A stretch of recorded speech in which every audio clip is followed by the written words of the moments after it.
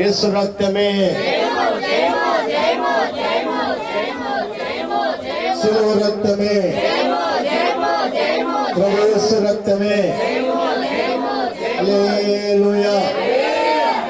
దేవునికి స్తోత్రం. ఇప్పుడు వచ్చిన మీకు అందరికి కూడా ప్రత్యేక వందనాలు. కొంతమంది రాలేదు, బలహీనంగా ఉన్నారేమో. మీ అమ్మగారు ఎంత రాలేదు నాకు తెలుసు. ఆవిడ కాలుతో మన ఒకరు కట్టేస్తుంది. సత్మగారు అంటున్నారా? ఏరమ్మ గారు కాలుతో మరొకరు కంటేస్తుంది. నేను అన్నాను, ఇక మీద ద్రాక్షరసం ఇవ్వలేదు మాస్టర్ అడుగుద్దు, ఏంటి చాండలం పడుతూ అన్నాను. అందుకని ఈ రోజు రాలేదు. ఇక్కడ ఎవరైనా కానీ వాళ్ళు చేసిన పనులు అనుకో సాధించలేకపోతున్నారు అంతే. అంటే ఏం చేసినా కానీ నేను ఎలాగుండాలి, కళ్ళు మూసుకోవాలంతే.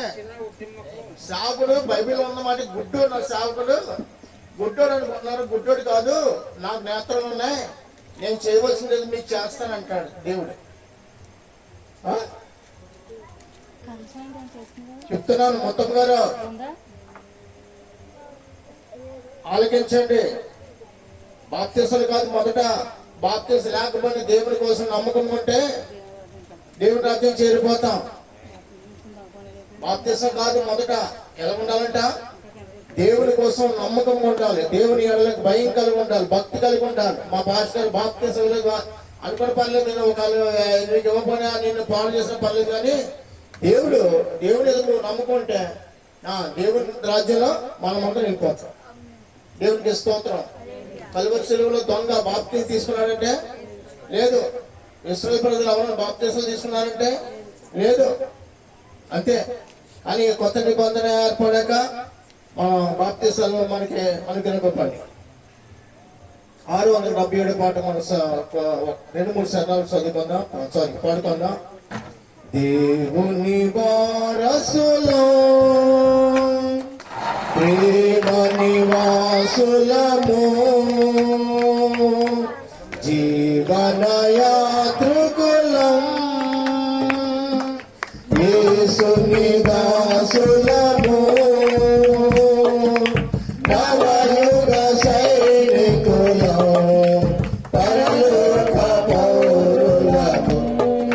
హల్లెలూయా. నవయుగ సైనికులం, పరలోక పౌరులము, దేవుని వారసులం.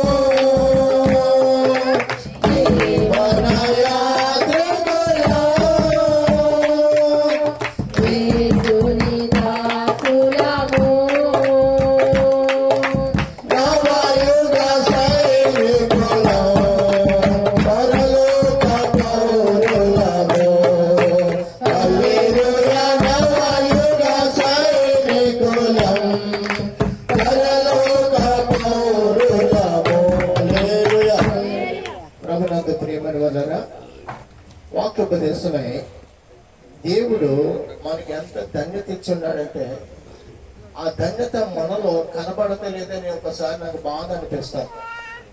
మనము శ్రేణి కొంచెం చేసుకోండి. మనము భూలోకంలో జీవిస్తున్న మనము నజరేయుడైన యేసు క్రీస్తు నామమున అవి బంధింపబడును గాక అనగా అవన్నీ కూడా బంధింపబడుతున్నాయి. ఏవి బంధింపబడుతున్నాయి? మన ఇంటిని పాడు చేసే దురాత్మలు, మన పనులు పాడు చేసే దురాత్మలు, మన విశ్వాసాన్ని పాడు చేసే దురాత్మలు. మనము అనేక రీతిలో అనేక సమాజంలో ఉంటాం. ఆ సమాజంలో మాటలు విని మన హృదయం కాస్త కలవరం చెందుతుంది. అప్పుడు కూడా ఈ కలవరం అనే దురాత్మ నా నుంచి వెడలిపోను గాక అని మళ్ళా వాటిని గద్దించవచ్చు, బంధించవచ్చు. అంత దృఢమైన విశ్వాసం కలిగి భూలోకంలో జీవించడానికి దేవుడు తన లేఖనాన్ని మనకి ఇచ్చాడు. అయితే చాలా మంది ఈ మాటను కలిగి దాన్ని వినియోగిస్తూ ఉంటారు. చూడండి, వాక్యానికి మనం వెళ్తున్నాం. మత్తయి సువార్త 18వ అధ్యాయము, మత్తయి సువార్త 18వ అధ్యాయము 18వ వచనం నుంచి మనం చదువుకుందాం. 18వ అధ్యాయం 18వ వచనము. మత్తయి సువార్త 18:18. భూమి మీద మీరు వేటిని బంధించరు అవి పరలోకమందును బంధింపబడును. భూమి మీద మీరు వేటిని విప్పుదురు అవి పరలోకమందు విప్పబడునని మీతో నిశ్చయముగా చెప్పుచున్నాను. మరియు మీలో ఇద్దరు తాము వేడుకొనిన దేనిని గూర్చైనను భూమి మీద ఏకీభవించినట్లుగా అది పరలోకమందు నా తండ్రి వలన వారికి దొరుకునని మీతో చెప్పుచున్నాను. ఎలాగనగా ఇద్దరు ముగ్గురు నా నామమున ఎక్కడ కూడి ఉందరో అక్కడ నేను వారి మధ్యన ఉందని చెప్పింది. కనుక స్తోత్రం చెప్పండి. ఎంత గొప్ప వాక్యం దేవుడు మనకి ఇచ్చాడంటే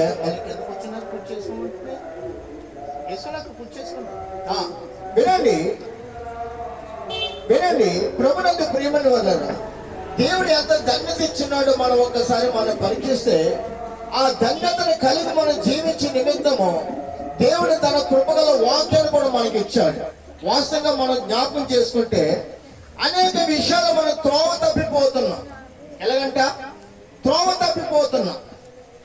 పగటి వేళ మనకు కొంత శోధన సమస్యలా, లేకపోతే అపజయమా, లేకపోతే యుద్ధమా, లేకపోతే ఇంకా ఏదైనా మన విశ్వాస జీవితంలో ఎదురైంది. ఆ విషయమై మనం ఏం చేయాలి? మంచం మీద పడుకుంటే ఏమన్నా విడుదల ఉందంటే ఏ విడుదల లేదండి. ఇప్పుడు మనకు అందరూ తెలుసు, పేతురు గారు, యోహాను గారు ఎక్కడున్నారు? సెరసాల్లో ఉన్నారు.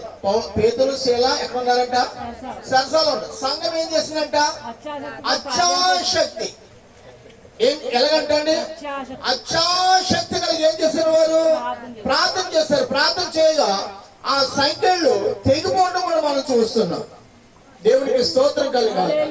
అంత మాత్రం వారు మన పండగలు ఉన్నప్పుడు వారు మన పాటలు పాడుతుండగా అక్కడ చిన్న భూకంపం కలిగింది. ఇప్పుడు వారు పాట పడుతున్న భూకంపం కలిగి వారి సంఖ్యలు కూడా ఒక రీతిగా సంఘం ప్రార్థన చేసింది, అక్కడ కూడా విడుదల. ఒక రీతికి వీరు కూడా పాటలు పాడుతున్నారు, అక్కడ కూడా వారు కూడా విడుదల. ఇలా విడుదల ఉండగా మన ఈ విడుదల కలిగించే వాక్యాలు మనకు ఎన్నో వింటూ ఉంటాం. ఒక మాట, దేవునికి అసాధ్యం అనేది ఏది కూడా లేదని మనం నమ్ముతాం. ఏంటండి? దేవునికి అసాధ్యం అనేది ఏది కూడా లేదని మనం నమ్ముతాం. మరి దేవునికి అసాధ్యం అనేది ఏదని నమ్మిన మనమే మరి దేవుడి సరే మన పరిస్థితి కోసం భారం కలిగి ప్రార్థన చేయకపోతే ఎలాగ విడుదల పొందుకుంటాం? మనం విడుదల పొందుకొని నేను ఏం చేయాలంట? చూడండి, మీరందరూ కూడా రోజంతా పగలు పనులు చేస్తారు, రాత్రి 7 అయిపోగానే మంచం ఎక్కేస్తారంటే మంచం ఎక్కేస్తారా? ఎవరు లేదు, రాదు. రికార్డింగ్ సిగ్నల్ అంటారు. లైవ్ వేరు, వీడియో కాదు వేరు. వినండి, ప్రభునందు ప్రియమైన వాళ్ళారా, 8 అవుతానికి మరి మంచం 8 గంటలు మంచం అయితే 8 గంటలు కూడా మంచం. ఎప్పుడు పడుకునే టైం ఎప్పుడవుతుంది? వరుసగా 9, 10. 7 గంటల కల్లా పనులు ముగించిన, 8 గంటల పనులు ముగించిన, 8 to 9 యావత్తు కూడా ఆ విషయం కోసం భార్య భర్తలుగా లేకపోతే పిల్లలతోనా లేకపోతే ఒంటరిగానా ఆ విషయం కోసం 8 to 9 1 గంట ప్రార్థన చేసుకుంటే రాత్రి కాలం నీ కుటుంబ జీవితాన్ని పాడు చేస్తున్న సాతాను దురాత్మలన్నీ కూడా బంధింపబడుచున్నది. హల్లెలూయా. విశ్వాసంతో మీరు వినండి, విశ్వాస కార్యం తలపెట్టండి. మీరు ఆ కార్యం చేయడానికి మీరు సిద్ధపడండి. మీరు భూమి మీద 18 చూడండి, మీరు భూమి మీద మీరు వేటిని బంధితులు అవి పరలోకమందు బంధింపబడండి. వినండి, భూలోకంలో బంధించే శక్తి ఎవరు కూడా లేనే లేదు. మాంత్రికులు తాంత్రికులు చేస్తారు, అదంతా కూడా ఏంటి? అదంతా కూడా ఏమీ లేదు. అసలు వారికి తెలీదు. వాళ్ళు ఏదో మనల్ని ఆ మత్తులో పడేతమో లేకపోతే ఏదో మాటలో లోపత్వం ఏదో చేస్తారు. వారి వల్ల చింతకాయలు కూడా రావు. వారి వల్ల అసలు ఏమీ కూడా జరగదు. వినండి, కానీ మనకి ఎంత ఘనత ఇచ్చాడో చూడండి. మనం భూమి మీద ఏటిని బంధిస్తామో ఎక్కడంటే మన జీవితంలో, మన కుటుంబ జీవితంలో, మన యొక్క ఈ జీవితంలో, ఈ బ్రతుకులో వేటిని బంధిస్తావు చెప్పండి? వేటిని? నన్ను పాడు చేసే దురాత్మని నేను ఏమంటానంటే నజరేయుడైన యేసుక్రీస్తు నామమున ఇవన్నీ కూడా బంధింపబడును గాక అని మళ్ళీ ఏమంటాను? ఆమేన్. ఆమేన్ అనేది అలాగునా జరుగును గాక. ఆమేన్ అంటాను. అలాగా మనమందరం కూడా ఆ విషయం కోసం, నీ కుటుంబ విషయంలో, నీ యొక్క వ్యక్తిగత విషయంలో, అలాగే భూమి మీద నిలిచిన నీ జీవితంలో ఎదురయ్యే ఆంది తుఫాన్ నిమిత్తం మనం అందరం ఏం చేయాలంట? మనం ఒక్కొక్కరు ఆ ఆత్మాభిషేకం కలిగి నజరేయుడైన యేసుక్రీస్తు నామమున బంధించి వేస్తున్నామంటే అవన్నీ కూడా ఎక్కడ బంధింపబడతాయంట? దేవుడి పరలోకంలో వాటిని అంటే భూమి మీద సంచరించే సాతాను దురాత్మలన్నీ కూడా బంధించి ఎక్కడ తీసుకెళ్ళి పరలోకమందు వాటిని బంధించి మళ్ళా భూమి మీద వాటికి అధికారము లేనే లేదు. చనిపోయిన వ్యక్తి మళ్ళీ భూమి మీదకి వస్తాడంటే రాడు. అలాగే లోకం మనం జీవిస్తున్న మనం ఎదుర్కొన్న ప్రతి ఒక్క విషయమై, మన అవమానం పొందుతున్న ప్రతి విషయమై, మనము ఏ విషయం ముందుకెళ్ళలేకపోతున్నామో, ఏ విషయంలో కార్యం సఫలం కావట్లేదు, ఏ విషయంలో మనం ఆందోళన చెందుతున్నామో, ఏ విషయంలో మన నిరంతరం పోరాటం బట్టి మనం కుమిలిపోతున్నామో, భార్యాభర్త మధ్య గొడవలు పెట్టి కూడా ప్రార్థన చేసుకోవాలి. ఏమని ప్రార్థన చేయాలి తెలుసా? నా దేవుడు నన్ను, నా భర్త, నన్ను, నా భార్యను ఒక శరీరముగా ఆయన కలిపి ఉన్నాడు. మా మధ్య ఎటువంటి గొడవలు రావడానికి సాతానికి అధికారము లేదు. మా మధ్యవర్తి ఎవరు? మన మధ్యవర్తి ఎవరు? ఆయనే. సాతానికి ఎటువంటి అధికారము లేదని వాటిని బంధించి వేచున్నామని మళ్ళీ భార్యాభర్తలు కూడా ఇరువురు కూడా ప్రార్థన చేసుకోవాలండి. ఇరువురు కూడా ప్రార్థన ఏకీభవిస్తూ ఉండాలి. ఎల్లప్పుడూ కూడా పిల్లలు, పెద్దలు, కుటుంబాలుగా ప్రార్థన చేసుకుంటూ ఉండాలి. అంత గొప్ప ధన్యత.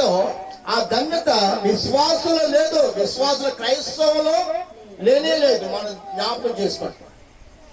క్రైస్తవ సమాజానికి దేవుడు ఎంత ఖ్యాతినిచ్చాడు, ఎంత ఉన్నతమైన జీవితాన్ని కలిగి జీవించడం దేవుడు మనకి ఇచ్చాడు చూడండి. అందుకనే ఓ ఇశ్రాయేలు నీ భాగ్యం ఎంతో గొప్పది. ఏ వాక్యం అంటే? ఓ ఇశ్రాయేలు నీ భాగ్యం ఎంతో గొప్పది. యెహోవా నిన్ను విడిపించిన, యెహోవా రక్షించిన, నిన్ను పోలిన వాడు ఎవడు అని లేఖనం ఉంది. అసలు మనం పోలిన వాడు ఎవరు కూడా లేరండి. వేరే మాకు చెప్తున్నాడు. ఇప్పుడు దేశాన్ని పరిపాలించే నాయకులు మిలిటరీలు పెట్టుకున్నారు. వారు మనసును చంపుతారు కానీ మనసును చంపుతారు కానీ దురాత్మలు ఏమాత్రం కూడా వారు చంపలేదు. దురాత్మలు వారి కంటికి కనబడు. కానీ లేఖన కలిగిన మనము మనసును కాదు, మన కుటుంబ జీవితాన్ని, మన సంసార జీవితాన్ని, మన ఉద్యోగాన్ని, మన వ్యాపారాన్ని, మన యొక్క సంతానమును, మన కుటుంబాలు ఎదుర్కొన్న సమస్యలన్నింటినీ పాడు చేస్తున్న అపవాది సమూహాలను మనం బంధించి వేచున్నాము. దేవునికి స్తోత్రం కలిగాక. మనుషులు మనల్ని ఏమీ చేయలేరండి. వీళ్ళు లోకంలో ఉన్న మానవులు మాట్లాడతారు.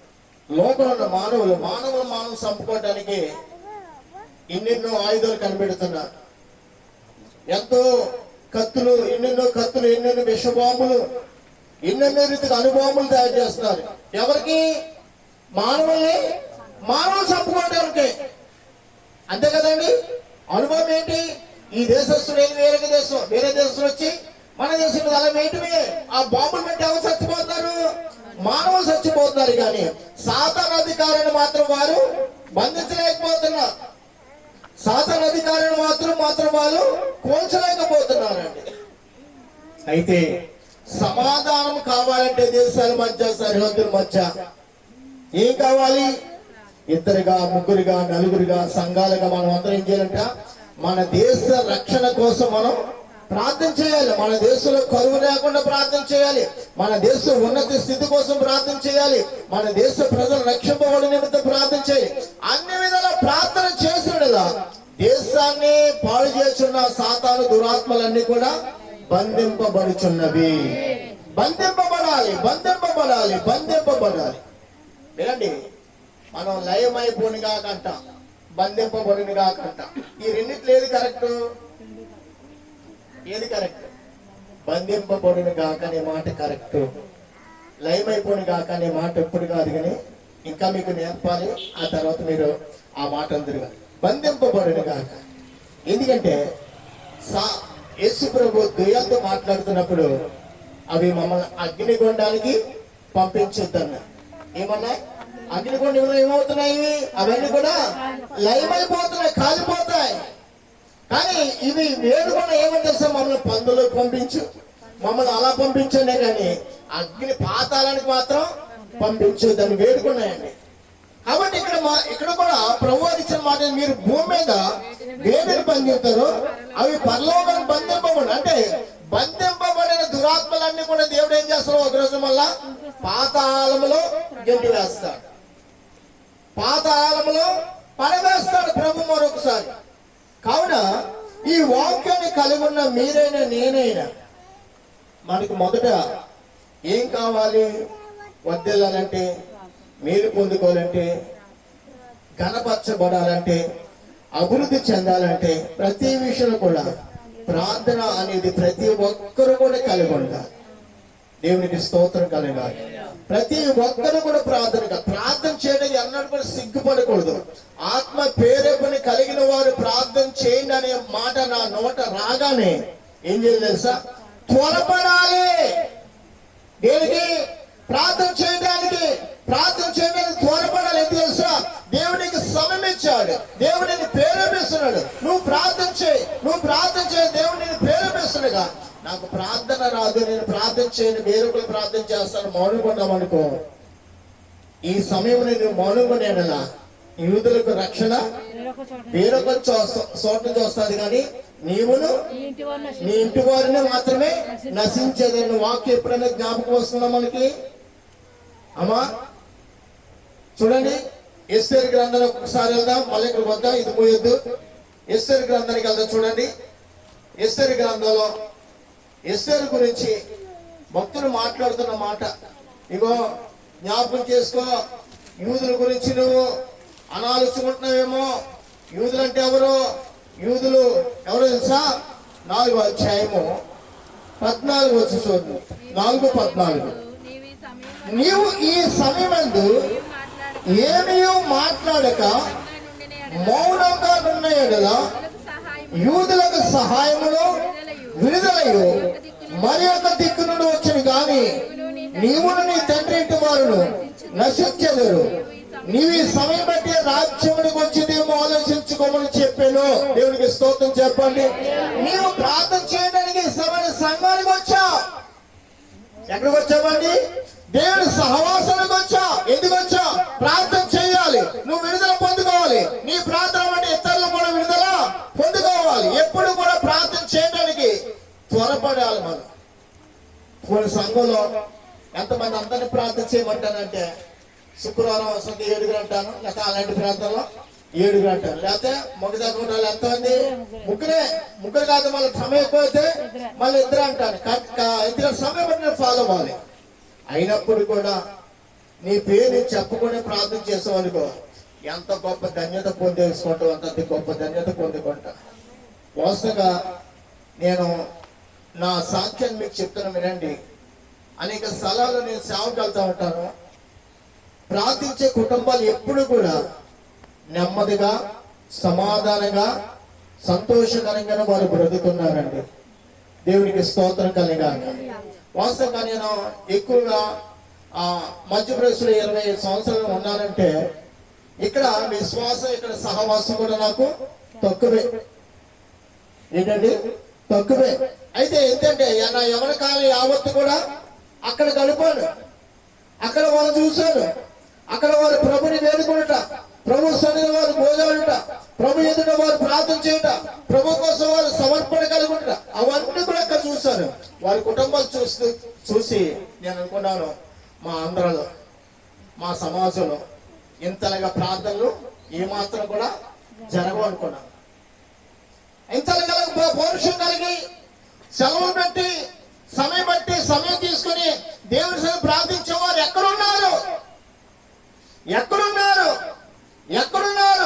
ఇంతలాగా ప్రార్థన చేసేవారు మా స్థలాలు, మా గ్రామాల్లో కనబడని నాకు ఒక తలం పుట్టిందండి.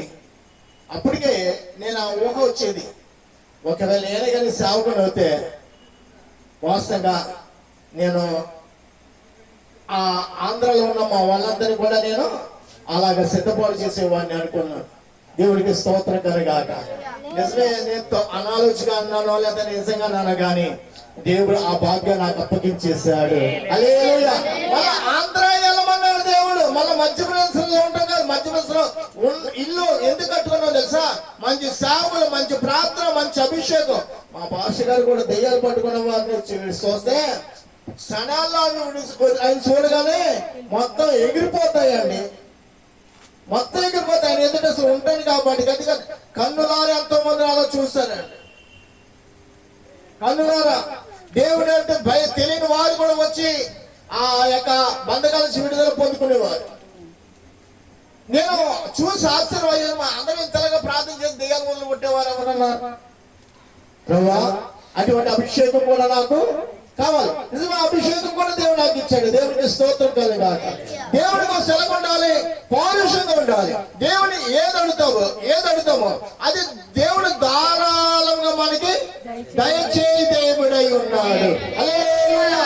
అడుగుడి మీకు ఇవ్వబడును, వెతుకుడి మీకు తట్టుడి మీకు అవి దైవబడునని లేఖనం మనకు ఉందండి.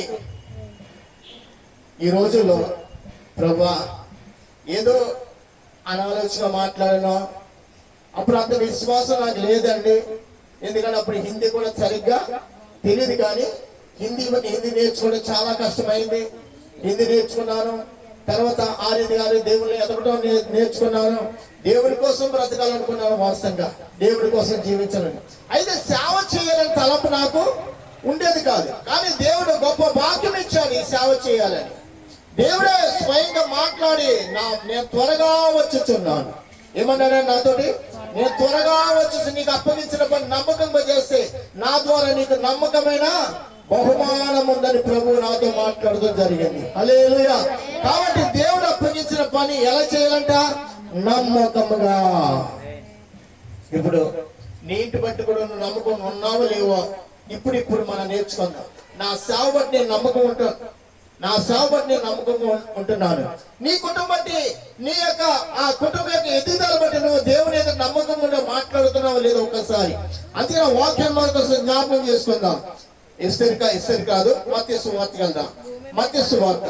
భూమి మీద మీరు వేటిని బంధితురు అవి పరలోకం బంధింపబడును, భూమి మీద వేటిని విప్పుదురు. వినండి. వేటిని బంధించాలో వాటి గురించి నేర్చుకున్నాం. వేటిని ఇప్పాలి అమ్మా? ఇప్పుడు మన చిన్నప్పుడు మనం నేర్చుకున్నాం. చిన్నప్పుడు మన చిన్న పిల్లలు మొత్తం గారు 6 ఏళ్ళ అమ్మాయి, జ్యోతి 6 ఏళ్ళ అమ్మాయి, నేను 7 సంవత్సరాల అబ్బాయిని, సత్యబాబు రాగలేరు, అందరూ 10 సంవత్సరాల అబ్బాయిలు అనుకుందాం మనం అందరం కూడా. ఇప్పుడు మా బావు ఒరే నాయనా ఆ మూటలో నీకు స్వీటు హాటు అన్ని ఉన్నాయి, ఇప్పుడు తినన్నాడు. ఇప్పుదామా ఇప్పితేనే కదా మనం తినేది, ఇప్పితేనే కదా. అలాగే దేవుడు కూడా మీరు వేటిని ఇప్పాలి, ఇప్పమంటున్నాడు. దేవునికి స్తోత్రం కలుగాక. నాకు పరలోక దీవులను మెండుగా కలుగును గాక, అవన్నీ కూడా విప్పబడును గాక, అవన్నీ కూడా నా మీద నా కుటుంబం మీద అవన్నీ కూడా కురియబడును గాక. వర్షం ఏ రీతిగా కురుతుందో ఆ రీతిగా మన ఇళ్ళ మీద పరలోక దీవులు కుమ్మరింపబడును గాక. ఆమె ఎక్కడ కురిమించాలంట? మన గృహాల మీద కుమ్మరింపబడును గాక. దేవునికి స్తోత్రము కలుగాక. ఒక్కసారి జకరియా గ్రంథానికి వెళ్తాం చూడండి. జకరియా గ్రంథం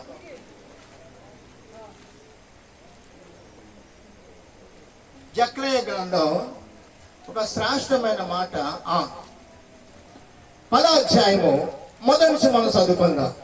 10వ అధ్యాయం మొదటి మాట. కడవరి వానాకాలమున వర్షము దయచేయమని యెహోవాను వేడుకునడి. ప్రతి వారి చేనులోను పైరు మొలిచినట్లు యెహోవా మెరుపులు పుట్టించును, ఆయన వానలు మెండుగా కురిపించును. గనుక స్తోత్రం చెప్పండి. ఏమని ప్రార్థన చేస్తున్నామట? కడవరి వానాకాలమున వర్షము దయచేయమని యెహోవాని వేడుకొనడి. ప్రతి వారి చేనులోను పైరు మొలిసినట్లు యెహోవా మెరుపులు పుట్టించును, ఆయన వానలను మెండుగా కురిపించును. ఏది మనం అడుగుతున్నామో అదే దేవుడు మనకి ధారాళంగా కురిపించే దేవుడై ఉన్నాడు. హల్లెలూయా. మనం అడగాలి, ప్రభు సన్నిధిని మనం అడగాలి. ఇప్పుడు కడవరి కాలం అంటే మనం ఇక్కడ కడవరి దినాల్లో ఉన్నాము. కడవరి దినాలు వేటి కోసం అడగాలి? ప్రభా, ఈ కడవరి కాలంలో అభిషేకముతో నింపు, ఆత్మాభిషేకముతో నింపు. నా ఇంట్లో ఏమి కూడా కొదువంటూ ఉండకూడదు. నా బిడ్డలో నేను ఆత్మాభిషేకంతో నింపబడాలి.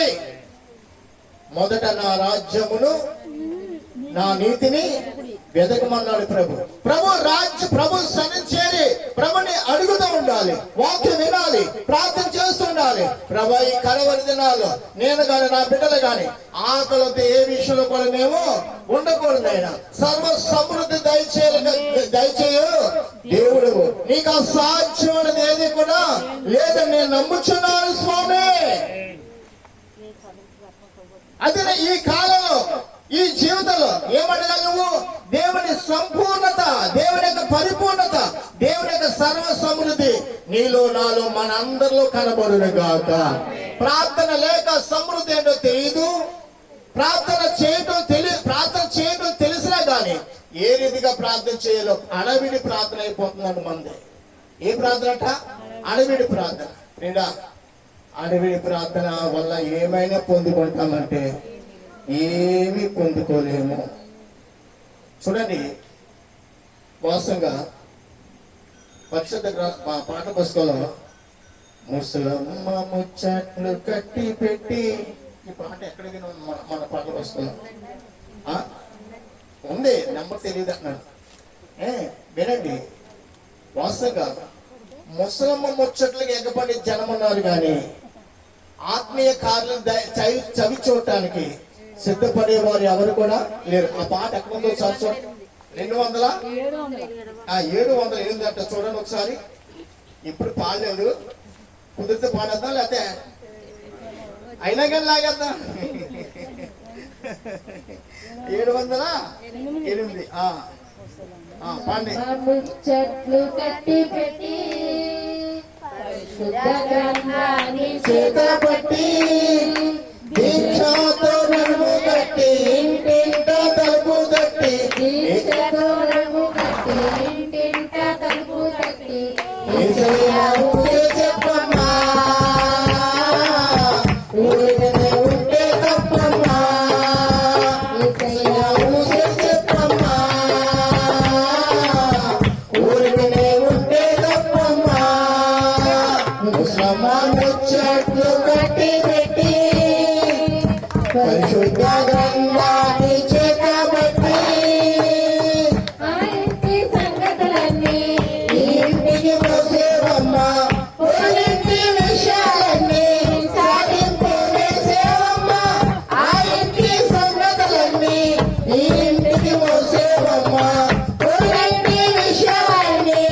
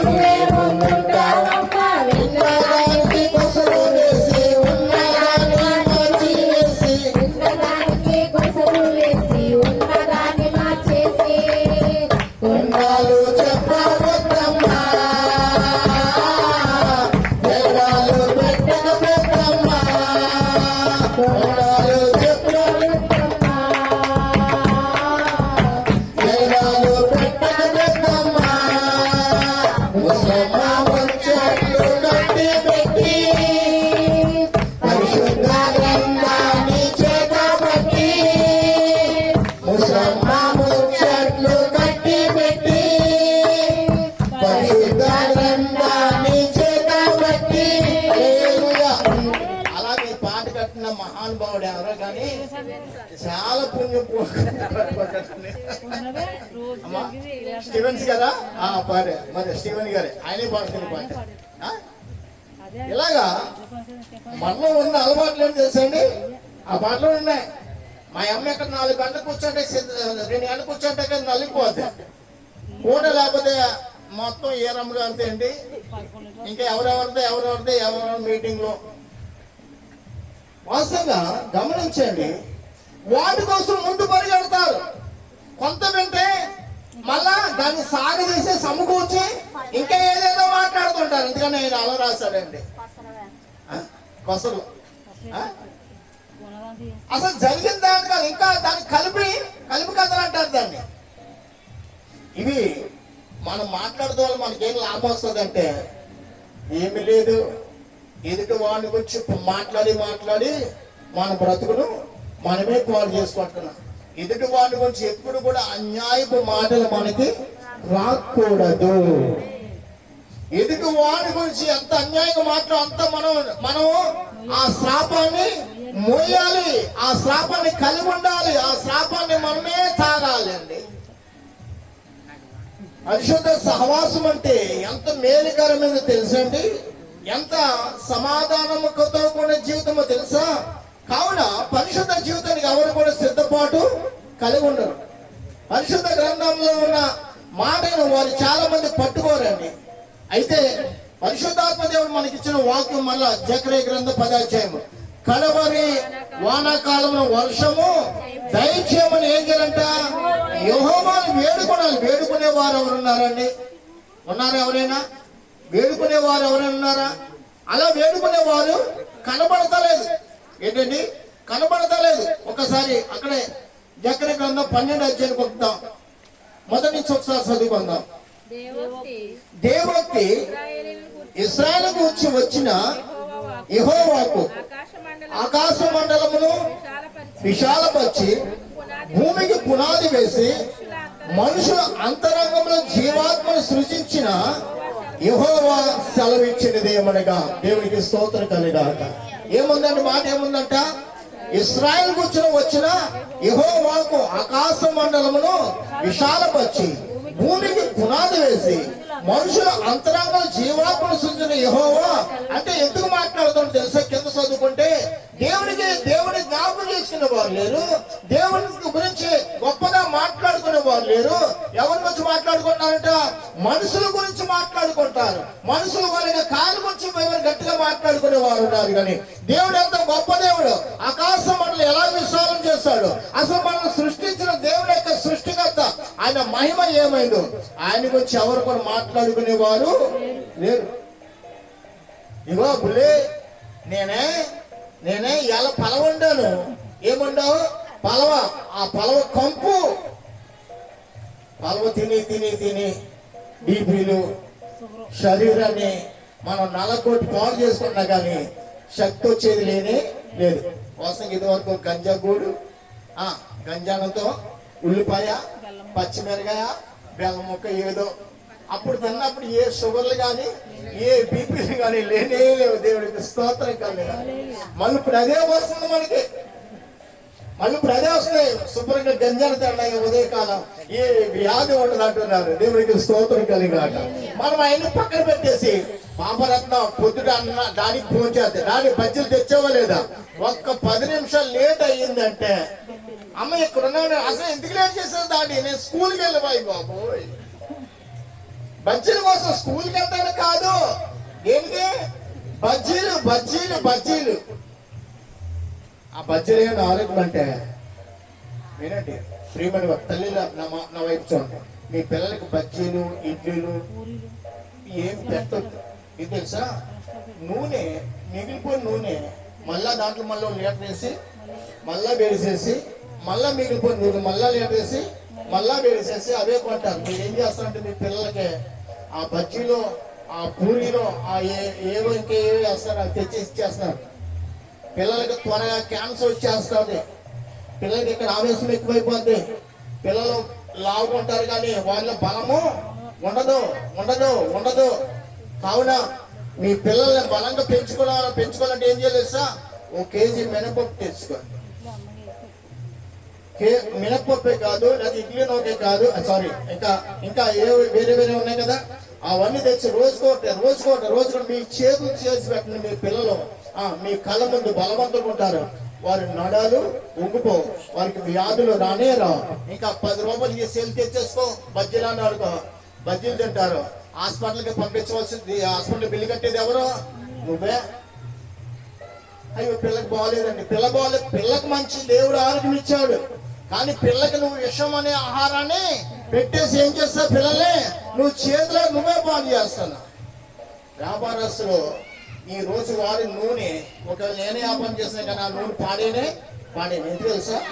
అది నేను తిన్నా, అమ్ముకోవటమే మనకు తెలుసు. ప్రేమని వల్ల మంచి తల్లి అయినా మంచి తండ్రి అయినా మీ పిల్లల్ని బలవంతులు చేయాలంటే ఇంటి దగ్గర వండి పెట్టండి. బయట ఆహారం కోసం, ఫాస్ట్ ఫుడ్ కోసం ఏమాత్రం కూడా పిల్లల్ని సిద్ధపాటు చేయండి. ఉదయాన్నే లేవటానికి బిడ్డలకి సిద్ధపాటు చేసే తల్లి ఏ తల్లో ఆ తల్లి కనురాలుగా ఉన్నది. చూపించిన పరిశుద్ధ గ్రంథంలో సామెతలు 30 అధ్యాయం ఉంది కదా మనకి. ఆమె తన పిల్లల నిమిత్తం రాబో కాలము భయపడదు, ఆమె నిర్భయంగా ఉంటుందని వాక్యం చూడండి. సామెతల గ్రంథానికి ఒకసారి వెళ్దాం, 30 అధ్యాయానికి వెళ్దాం. సామెతల గ్రంథం 30 అధ్యాయానికి వెళ్దాం.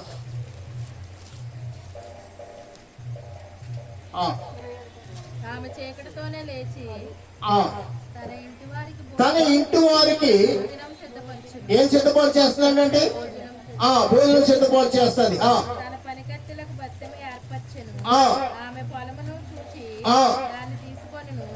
ఆమె కూడబెట్టిన ద్రవ్యం పెట్టి ద్రాక్ష తోట ఒకటి నాటించును. నడుకట్టి చేత నడుము బలపరుచుకుని చేతులతో బలముగా పనిచేయును. తన వ్యాపార లాభము అనుభవం చేత తెలుసుకొనును. రాత్రి వేళ ఆమె దీపము ఆరిపోదు. ఆమె పంటెను చేత పట్టుకొనును. తన వ్రేళ్లతో కుదురు పట్టుకుని వడుకును. దీనులకు తన చేయి చాపును, దరిద్రులకు తన చేతులు చాపును. తన ఇంటి వారికి వ్యాధులు కలుగునని ఏమాత్రం కూడా భయపడదు. ఆమె ఇంటి వారందరూ రక్తవర్ణ వస్త్రములు ఆమె పరుపులను సిద్ధపరచుకుని. ఇలాగ పరిశుద్ధ గ్రంథంలో స్త్రీ గురించి రాయబడింది. ఏ స్త్రీవో, ఏ తల్లివో, ఏ భార్యో మిమ్మల్ని మీరు పరీక్షించుకోండి. తండ్రులారా, బయట టిఫిన్ ఏ మాత్రం తేవద్దని వేడుకోండి. మీ పిల్లల భవిష్యత్తు గురించి ఆలోచించండి. వస్తా టిఫిన్ తెచ్చేయడం, మధ్యాహ్నం టిఫిన్, సాయంత్రం ఉదయం టిఫిన్ తప్పు. సాయంత్రం ఏమో గ్యాస్, ఏది గ్యాస్, శనగపిండి గ్యాస్. సాయంత్రం వచ్చినట్టు మిరగ బజ్జీలు, అటిక బజ్జీలు. ఉమ్మగారు సురేష్ లేకపోతే ఊరుకోదు. ఇంకా సురేష్ తెచ్చకప్పుడు సురేష్ కి ఫ్రీ కాదు, సురేష్ కి ఇంకా సభ్య ఈ పేద వినండి. ప్రియమైన వాళ్ళారా, ఇలాగ మన పిల్లలు మనం పాడు చేయకూడదు. అని 10 రూపాయలు ఇస్తే ఆడే ఊరు కట్టడాన్ని తలపు రాకూడదు. మన పిల్లలు మన చేతులతో సమృద్ధిగా మనం వండి పెడుతుంది కాక. వినండి, ఈ పరిశుద్ధ గ్రంథాలు ఎప్పుడు కాదు కానీ మరొకసారి ఎప్పుడైనా వాక్యం వినిపిస్తాను. జకర గ్రంథానికి మరొకసారి. కడవరి కాలమున, ఏ కాలమునంట? కడవరి కాలమున యెహోవాని వేడుకొనాలి. మనం ఏం చేయాలంటే, వేడుకుంటున్నావా? వేడుకునే అనుభవం నీలో ఉందా లేదా ఒక్కసారి మనం జ్ఞాపకం చేసుకుందాం. ప్రభు ఇవ్వటానికి సిద్ధమే. ఏంటండి? ప్రభు ఇవ్వటానికి సిద్ధమే. అయితే దేవుడు మనం అడుగట్లేదు. ఏంటండి? అడుగట్లేదు. కాబట్టి మన దేవుడు ఇచ్చే వరాలన్నీ ఎక్కడున్నాయంటే ఆయన దగ్గర ఉండిపోతున్నాయంట. ఎక్కడంట? ఆయన దగ్గర ఉండిపోతున్నాయి. కాబట్టి అక్కడే 9వ అధ్యాయం 9వ వచనం చూడండి. 9వ అధ్యాయం 9, జకర్యా గ్రంథం 9:9. సియోను వాసులారా బహుగా సంతోషించుడి, యెరూషలేము నివాసులారా ఉల్లాసముగా ఉండుడి. నీ రాజు నీతిపరుడు, రక్షణ గలవాడును, దీనుడై గాడిద పిల్లని ఎక్కి నీ యొద్దకు వచ్చుచున్నాడు. ఇక్కడ చూడండి, ఎఫ్రాయిము రథములు ఉండకుండా నేను చేసేదను, యెరూషలేము గుర్రములు లేకుండా చేసేదను, యుద్ధము విల్లు లేకుండా పోవును. నీ రాజు సమాధానకర్త, అన్యజనులకు తెలియజే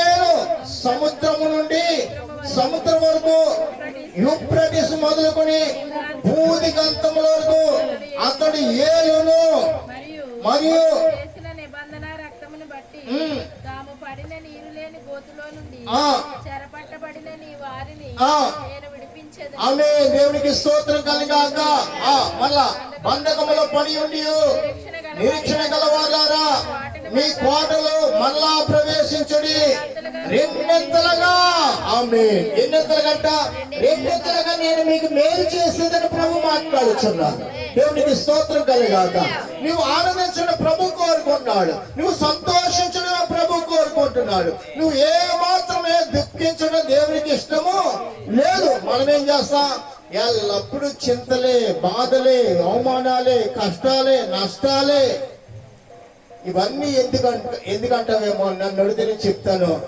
నీలో, నాలో, మనలో కలిగి ఉండవలసిన ఏమాత్రం కూడా కలిగి ఉండట్లేదు. భూ సంబంధమైన విషయాల కోసం మాత్రం ఎక్కువ ఆలోచన కలిగి ఉంటాం. ప్రార్థన చేయబోయే భూ సంబంధమైన విషయాలన్నీ కూడా దేవుడు నీ నుండి దూరపరుచును గాక. అవన్నీ కూడా నీ నుండి పారిపోవును గాక. మనం భూ సంబంధమైన విషయాల కోసం మాట్లాడుకోవడానికి దేవుడు ఒప్పుకోడు. ఎవరి గురించి ఎక్కువ ఆలోచించాలి? నా దేవుడికి అసాధ్యం అనేది ఏది కూడా లేదని విషయం మనం కలిగి ఉంటారు. ఎల్లప్పుడూ అంటున్నాడు మీరు సంతోషించండి. 9వ చూడండి, మీరు యెరూషలేము నివాసులు ఉల్లాసం ఉండండి. మళ్ళీ ఏమన్నాడు? సంతోషముగా ఉండడు అంటున్నాడు. ఏమన్నాడండి? సంతోషంగా ఉండడి, ఉల్లాసంగా కూడి ఉండమంటున్నాడు. మళ్ళీ ఇక్కడ 11వ వచనంకి వస్తే, మరియు నీవు చేసిన నిబంధన రక్తం బట్టి తాము పడిన నీరు లేని గోతులో చెరపట్టిన నీ వాణ్ణి విడిపించారు. నీరు లేని గొయ్యి అంటే వాక్యం లేని జీవితాలు. మన జీవితాలు ఏదండి? మన జీవితాలు ఏంటంట? మన జీవితాలు మన కుటుంబాలు ఎక్కడ కూడా వాక్యానికి చోటు లేదు. కానీ అటువంటి కుటుంబాలు, అటువంటి జనాన్ని దేవుడు ఏం చేస్తున్నాడు? వాక్యము చేత వారిని ఆశ్రయించి దేవుడై ఉన్నాడు. వాక్యము చేత వారిని స్థిరపరచువాడై ఉన్నాడు. ఆయన మనతో వాక్యము చేత నిబంధన చేసి ఉన్నాడు. కావున ఆ వాక్య నిబంధన రక్తపు నిబంధన. యేసు రక్తము, రక్తము, రక్తము. యేసు రక్తము, రక్తము, రక్తము. అమూల్యమైన రక్తము, నిష్కళంకమైన రక్తము. అమూల్యమైన రక్తము, నిష్కళంకమైన రక్తము. యేసు రక్తము, రక్తము, రక్తము. యేసు రక్తము, రక్తము, రక్తము. ప్రతి ఘోర పాపమును కడుగును మన యేసయ్య రక్తము. ప్రతి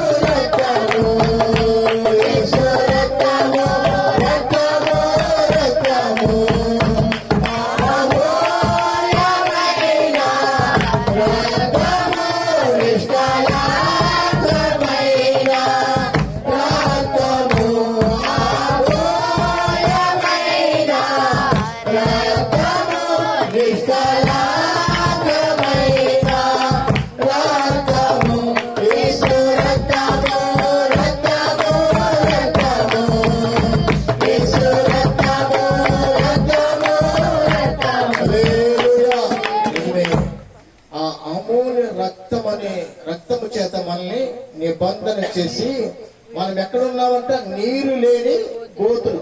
ఏ పోయండి? ఆ గోతులో నీళ్ళు లేదు. అంటే ఈ లోకం మనం బ్రతుకుతుంది కానీ మన హృదయం ఏమి లేదంటే వాక్యము లేదు, వాక్యము అసలు లేనే లేదు. వాక్యము లేని వారుగా మనం ఉన్నాం. అందుకనే బ్రతుకుతున్నా కానీ చచ్చిన వారితో సమానం. బ్రతికుతున్నా కానీ బాగుగా బ్రతుకుతున్న వారిలో ఉండి కూడా చచ్చిన వారిగానే ఉన్నాము. ప్రియ సోదరి సోదరుడా, జ్ఞాపకం చేసుకో, ప్రభు ఈ రాత్రిగాలు నీతో నాతో మనందరితో మాట్లాడుతున్నారు. బంధిస్తున్నావా నీ జీవితాన్ని పాడు చేసే దురాత్మలను? బంధించగలిగే అభిషేకం నీలో ఉందా, నాలో ఉందా, మనలో ఉందా? ఒక్కసారి మన స్మరిందాం. మళ్ళా ఇక్కడ ఆ 12 వచ్చి చదువుకుందాం. బంధకములో పడి ఉండి నిరీక్షణ గలవాలారా నీ కోటను మళ్ళా, అంటే కోట అంటే దేవుని సంఘములో, దేవుని మందిరంలో ఏం చేయాలి? మళ్ళా ప్రవేశించాలి. ఇప్పుడు తల్లిగా రాకపోయారు, గద్దించకపోతే బాగుంటుందా? రొట్టె ద్రాక్షరసం ఇవ్వకపోతే నేను ఎవరిని? అవునే కదా. ఆయన ఎవరు? ప్రతి ఒక్కరి కోసం తన శరీరాన్ని, తన రక్తాన్ని ఆయనే దారిపోసి ఆయనే ఇచ్చాడు. నేనేదో అంటాను కానీ ఆపేస్తానంటే అలాగే ఎంతో మంది అయ్యారు. ఎవరు కూడా నేను ఏం తెలుసా, ఎవరు దోషానికి వారే కారకులు, నేను కాదు. దేవునికి స్తోత్రం కలగ అంటాను, గద్దిస్తాను. ఎందుకు? నిన్ను సరి చేయటానికి. తెలుసా, అది మన జీవితానికి ఏ మాత్రము కూడా మన బ్రతుకులకు న్యాయకరమైనది. కానీ దేవుని ఎదుగు ఒప్పుకున్నా, ప్రభు మళ్ళీ నేను అది మళ్ళా అదే చేస్తుంటే కుక్క తన వాంతుకు మళ్ళా తిన్నట్టు మనమే గురికి. అంతే, నేను అది హెచ్చరిక చేస్తాను. కానీ ఎవరు కూడా, ఎంతో మంది అలాగే నా ఎదుట నిలబడ్డారు, వారు తప్పిపోయారు, కళ్ళతో మనం చూశాను. అయినా కానీ నేను ఆపలేదు. అన్నాను, నీకు ఇవ్వనన్నాను. మళ్ళా రండి అమ్మా, చేయండి అమ్మా అన్నా. ఏం తెలుసా, ఈ శరీరం నాది కాదు, ఆ రక్తము మనది కానే కాదు. ఆ శరీరం ఆయనదే, ఆ రక్తం కూడా ఆయనదే. హల్లెలూయా. ఎటువంటి ఘోర పాపినైనా కానీ ఆయన క్షమించి, అమ్మా రక్షించి ఆయన రాజ్యానికి ఆయన వారసులు చేసుకుంటున్నాడు. మనమెవరు? మన నిమిత్తం మాత్రం అంతే. ఆ మాట కూడా అనలేదనుకో, సాగున్న దేవుడు రేపు తీర్పులు నన్ను అడుగుతాడు. ఏమయ్యా, నీ కళ్ళ ముందు తప్పిపోతున్నారు, నీ కళ్ళ ముందు పాడి నీ చేతులు నువ్వే వారికి బాప్తిసం ఇచ్చా, నువ్వే వారికి సరి చేయలేదని దేవుడు నన్ను అడగడా? అడగడా? క్లాసు లీడరు ఎవరండి? Class leader. ఏ క్లాసు? మాస్టర్ లేనప్పుడు లీడర్ పనండి, క్లాస్ చూసుకోవాలి లీడరు. అవునే కదా. మాస్టర్ ఉన్నప్పుడు ఎలా ఉండాలి? క్రమశిక్షణ. మాస్టర్ లేనప్పుడు కూడా లీడర్ ద్వారా అదే క్రమశిక్షణ. దేవునికి స్తోత్రం కలగాలి. దేవుడు ఉన్నప్పుడు ఎలాగో, దేవుడు లేనప్పుడు కూడా. ఇప్పుడు దేవుడు నాకు ఇచ్చిన ఆ నిబంధన కలిగి ఉండకపోతే రేపటి దినాన దేవుడు నన్ను తీసివేయడా? లీడర్ సరిగ్గా చూడకపోతే తీసేస్తలేదా? ముఖ్యమంత్రి సరిగ్గా పరిపాలన చేయకపోతే తీసేస్తలేదా? ఏమని వాళ్ళరా, కొంతమందికి అసలే తట్టుకోలేరు, కానీ చేయటానికి మాత్రం ఎగబడతా. నాకున్న అలవాటు ఏంటంటే, నువ్వు తప్పు చేస్తున్న ఈ విషం తాగుతున్నా, ఇదేంటంట విషం తాగుతున్నా, ఆ గ్లాసు విషం నాకు తెలిసిందనుకో, నీ చేతిలోంచి బడెక్కని తీసి పెట్టేస్తా.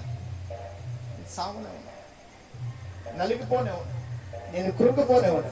నిన్ను బలపరచడానికి దేవుడు ఈ సేవ అప్పగించాడు. దేవుడికి స్తోత్రం కలగాలి. ఈ పరిశుద్ధ గ్రంథం పట్టుకున్నది నీ సత్యతని కానీ నీ బ్రతుకును నాశనం చేయడానికి కానీ. అయితే మీరు అనుకుంటారా, మా గురించే మాకు నిన్ను మాట్లాడుకో, 365 రోజులు కాదు, ఇంకా రోజుకు ఒక 1000 సార్లు అనుకో. అయినా కానీ నాకేమి పని తెలుసా, నేను నీ ఎడల, నా దేవుని ఎడల నేను నీతిగానే ఉండాలని కోరుకుంటున్నాను. దేవునికి స్తోత్రం.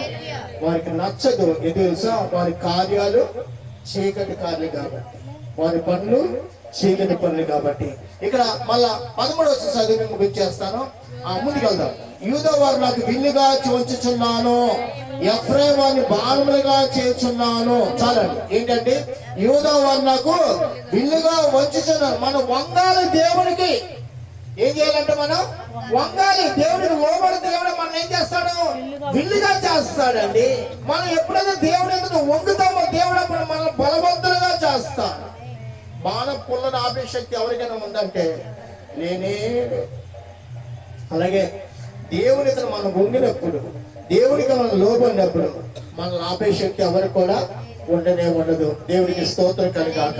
ఇప్పుడు మళ్ళీ మత్తయి సువార్తకి వెళ్తున్నాను. మత్తయి సువార్తకి వెళ్ళి అక్కడ మనం చదువుకున్న లేఖనాన్ని ఒక్కసారి మనం పరీక్షించి నేను త్వరగా ముగించేస్తాను. మత్తయి సువార్త 18వ అధ్యాయము.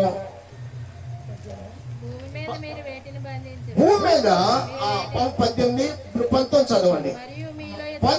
మరియు మీలో ఇద్దరు తాము వేడుకుని దేని కూర్చోలేను భూమి మీద ఏకీభవించిన ఎడల అది పరలోకములో నా తండ్రి వల్ల వారికి దొరుకునని మీతో నిశ్చయముగా చెప్పుచున్నాను. కనుక స్తోత్రం చెప్తామా? లేదు. భూమి మీద ఇద్దరు ఎవరు? తల్లి కొడుకు అవ్వచ్చు, తల్లి కూతురు అవ్వచ్చు, అత్త కోడలు అవ్వచ్చు, కోడలు అత్తగారు అవ్వచ్చు, ఎవరైనా కానీ భార్య భర్తలు అవ్వచ్చు, అన్నదమ్ములు అవ్వచ్చు, ఎవరైనా సంఘ సేవకుడు, సంఘ విశ్వాస అయి ఉండొచ్చు, సంఘ సేవకుడు, సంఘ పాశ్రమ గారు అవ్వచ్చు, ఎవరైనా కానీ ఎలాగంట ఏకీభవించేది ఎలాగంట? మరి అయ్యగారు మనం ఒంటరిగా ప్రార్థన చేయకూడదని మీరు నన్ను అడుగుతారేమో. ఒంటరిగా చేయవలసిన ప్రార్థన ఒంటరిగా చేయి. ఏకాంతిని అంటే బాధలో శోధనలు ఉన్నప్పుడు భార్య భర్తలతో చెప్పుకోరా ఈ పని చెప్పుకుని ఇద్దరు దుప్పట్ల కప్పులు పడుకునే దానికంటే, ఇద్దరు ఆ అన్నదమ్ములకి, అక్క చెల్లెలకి, తల్లిదండ్రులకు ఫోన్ చేసుకునే దానికంటే ఏం చేయాలి? ప్రార్థన చేసుకోండి. అధికారుల దగ్గరికి వెళ్ళవలసిన పని లేదు. ఊళ్ళో పెద్దలు, గ్రామ పెద్దలు, కుల పెద్దలు, సమాజ పెద్దలు అనేవారు, వారి దగ్గరికి మనం వెళ్ళవలసిన పని లేదు. అందరికీ మించిన ప్రభు మన దేవుడు. హల్లెలూయా. అన్నిటిని సఫలం చేయు దేవుడు మన ప్రభువు. కాబట్టి ఎవరి సన్నిధి ప్రార్థన చేయాలంటే ఆయన సన్నిధి మనం ప్రార్థన చేస్తే, ఆయన సన్నిధి మనం ఏకీభవిస్తే, ఉద్యోగ నిమిత్తమా, కుటుంబ నిమిత్తమా, ఇంకేదైనా కానీ ప్రేమని వలన దేవుడు అంటూ తెలుసు, కానీ దేవుని ఎదుట ఎలా కూర్చుండాలో ఇంకా తెలియదు మనకి. దేవుడు ఉన్నాడని తెలుసు, కానీ దేవుని ఎదుట ఎలా ప్రవర్తించాలో ఇంకా మనకి తెలీదు. దేవుడు మాట్లాడుతున్నాడు, కానీ మనం ఎలా దేవుడితో మాట్లాడాలో మనకు అనుభవము లేని వారిగా ఉంటున్నాము. దేవుడు మాట్లాడతాడు. సమూయేలు గారు ఏలీ కాలంలో దేవుడు ప్రత్యక్షం అవుతా ఎంత మాత్రము అరుదు, కనబడేది కాదు. కానీ సమూయేలుగా వచ్చినప్పుడు దేవుడు సమూయేలుతో స్వయంగా దేవుడు మాట్లాడుతూ ప్రారంభించాడు.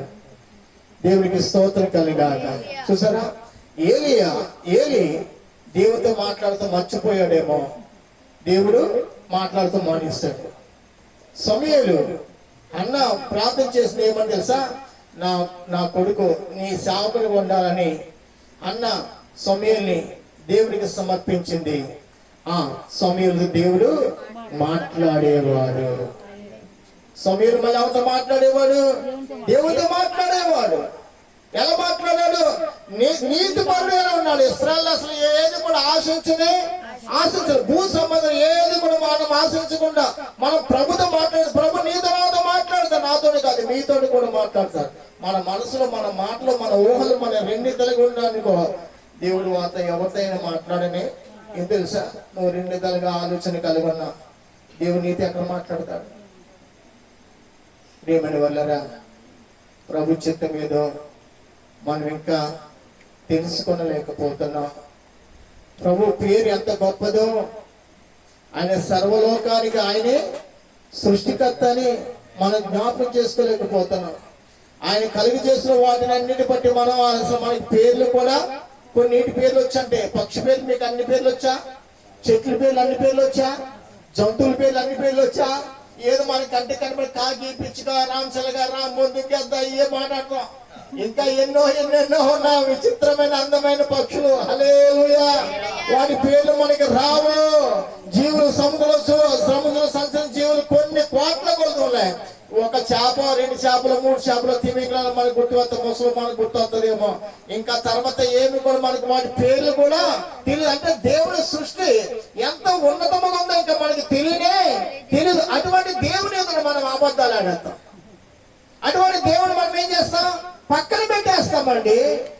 మన ఇష్టానుసారంగా పోతామండి. మళ్ళా తర్వాత అంట తప్పు అయిపోయిందండి. ఏమైపోయిందంట?